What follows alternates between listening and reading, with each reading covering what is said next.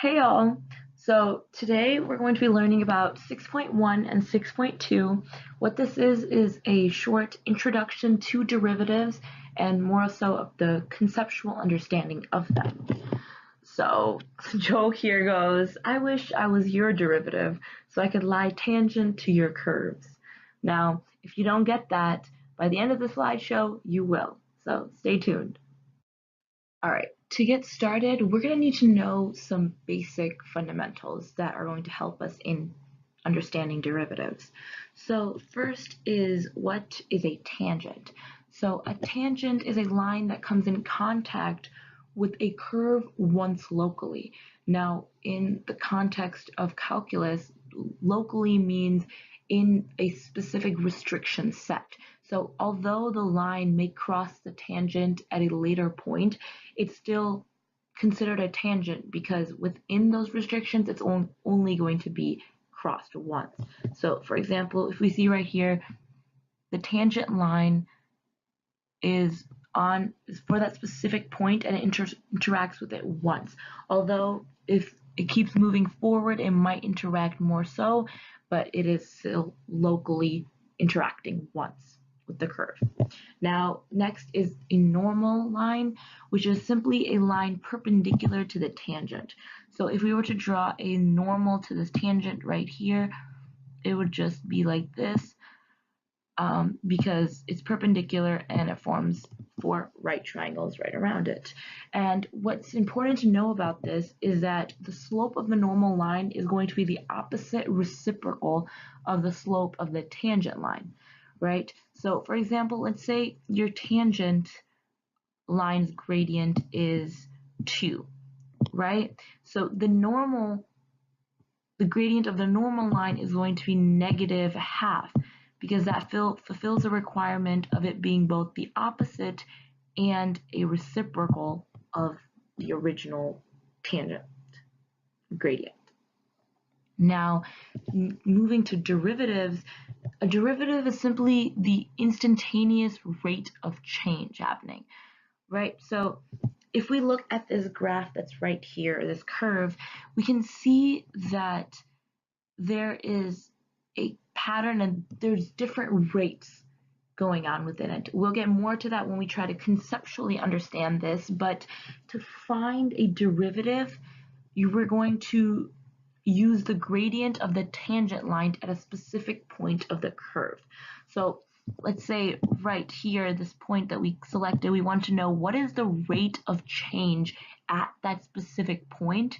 Then the tangent of that line is going to tell us what that is. So in other words, a derivative is the gradient of the tangent line at a specific point. Now, I'm throwing derivative out there, but so how exactly do you find a derivative? So there are a bunch of shortcuts that are listed in your formula booklet. One of the most important that we're going to be talking about, though, is going to be the power rule. So what this one is, you can apply to various polynomials, and let's see how it works. Right, so let's say we have this is the equation of the normal curve, which is f of x equals 3x cubed plus 4x squared plus 1. If we're now asked to find the gradient of this, which is going to be labeled as such, you'll see a prime type line, and that will represent what a derivative is. And we would, as according to our rule, we would first multiply our exponent by what our coefficient. So 3 times 3 is 9, and we'd subtract 1 from the exponent. So 3 minus 2, or 3 minus 1 would be 2. Now we can do the same here. This would just be 4 times 2, which is 8. 2 minus 1 is going to be 1 for the exponent, which is just going to be 8x. And this 1 right here, a derivative of a constant is going to be 0. So we could add a plus 0 here, and that would be the derivative of that polynomial right there. There are multiple other shortcuts to go through. So for example, for trig identities, here are the derivatives of that. And then they have one for e to the x and also of ln of the x. So these are logarithms and their opposites. All right, so now let's look into more of a conceptual understanding of what a derivative is. So if we have this curve right here, we can look towards first the maximum and the minimums. We call those stationary points because, well, they're stationary, you're doing nothing on them, right? So if we look at the maximum and the minimum here, and we kind of eyeball their tangents, we'll see that the tangent itself has a gradient of 0, right? This means that the rate of change occurring at the both maximum and the minimum is going to be 0. What that tells us on the graph of the derivative is that the maximum and minimum are going to be on the x-axis because they're both going to be graphed at 0.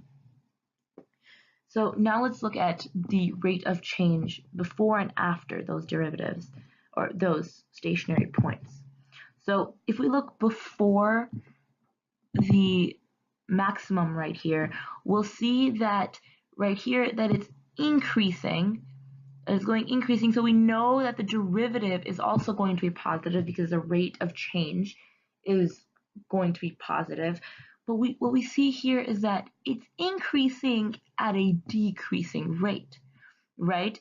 The gradient, more so at the bottom right here, is going to have a higher positive gradient than the ones towards the top. So how we can graph this and what this will look like is that although it's still positive, it is going to be decreasing in how fast or what the rate is going to be of the curve itself. If we look after the maximum, we're going to see something interesting. So as it's going down after the maximum, we see that it is decreasing, and it's decreasing at a higher rate each time, right? So we can draw that here that it's decreasing. But what then we see is that there's this point of inflection. There's a point where it changes from being concave down, as we see with the first kind of concave down parabola, to shifting to a concave up parabola. And what this says about this rate of change is that now it's going from being more and more less negative, or more and more negative, to being less and less negative up until we get to the minimum, right? So if we graph that, that is right there. And finally, after the minimum, we see that it is increasing, obviously, but it's increasing at a faster rate. So it's getting more positively positive in terms of the gradient of the tangents as it increases. So we graph it like that. And that way, if you were to simply walk through a point right here through the graph, the rates of change would follow the curve of the derivative right here. And that is how you kind of visualize what a derivative is. To do so, we're going to find the derivative of what we have of e of 3 of x using the shortcuts. First, we're going to notice that e of 3 of x, the derivative of that is just going to be e3 of x. But as you'll learn in later units, we have to apply the chain rule, and because it's not just e of x we're dealing with e of 3 of x, we also have to multiply it by the derivative of 3 of x, which is just 3. So it's going to be, the derivative is going to be 3e of 3x. What else is telling us is that the line is the tangent to the curve of f at coordinates 0, 1. So to do so, it's already telling us that the tangent is going to be there at the x coordinate 0. So why not just plug it in and find the slope for when the curve meets the tangent meets the curve. So if we plug it in for 0, e to the 3 of 0 is just e to the 0, which is 1. 1 times 3 is simply going to be 3. So our slope, then we know, is going to be 3. Now that we have that, we can move towards making this into an equation. Because we have a point and we now have the slope, it would be the easiest to use point slope formula, which is y minus y1 equals m times the quantity of x minus x1. So if we plug our variables in, what we would see would be y minus our y1 here, which is 1, equals our slope, which we found was 3, times x minus x1, which is 0.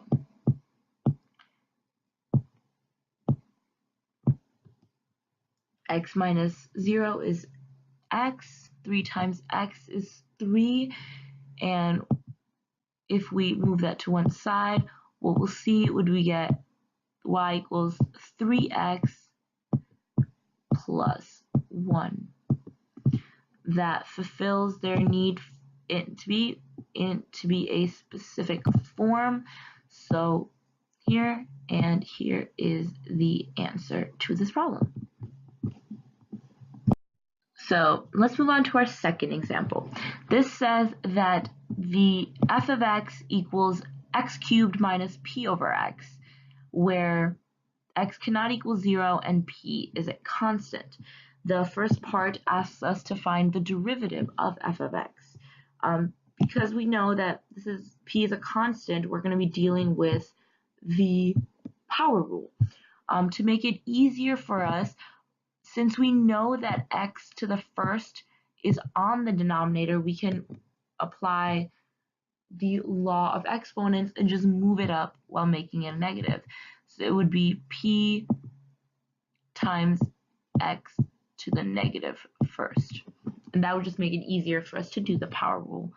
So for mark A, we would be to find the derivative of x cubed.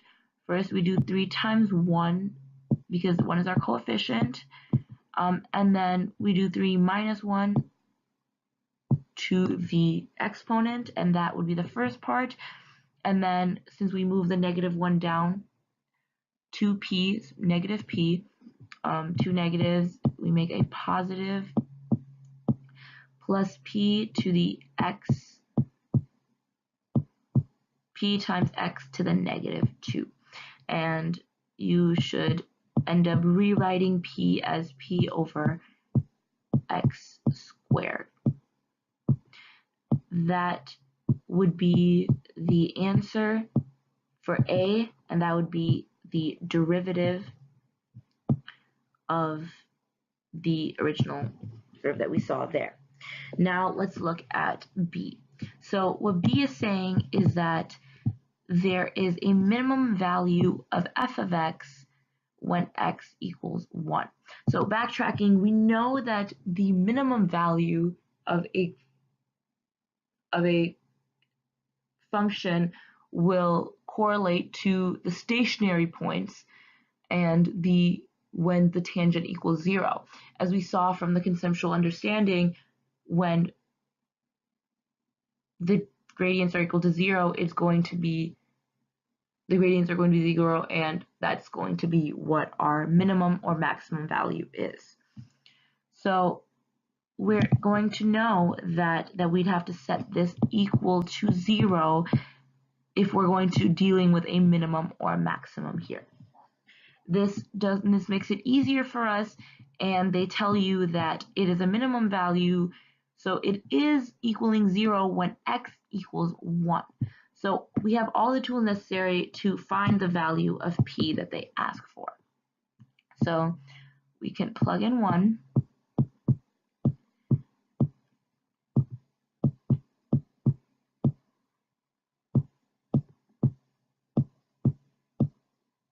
And we set it to 0. 1 squared is simply 1. 1 times 3 is 3. So 3 plus p equals 0.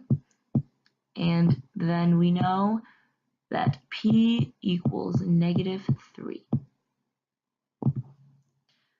This is the value of p, and it combines the conceptual knowledge needed to know what a minimum is and how that correlates to the original function itself. So now with everything you have learned, you know how to apply derivatives and get their tangent lines and what a normal means in terms of the tangent line. So attempt these 2 homework problems and meet me at the end for the answers to see if you got them right. So these should be your answers that you get for 1, k equals -1/95, and for 2, the line of the tangent is going to be y equals pi x minus pi squared over 4. If you didn't get these right, I suggest going back to the video and watching, learning some of the concepts behind it, and then hopefully you will end up getting the right answers. So I ask you, did you get the joke at the beginning now?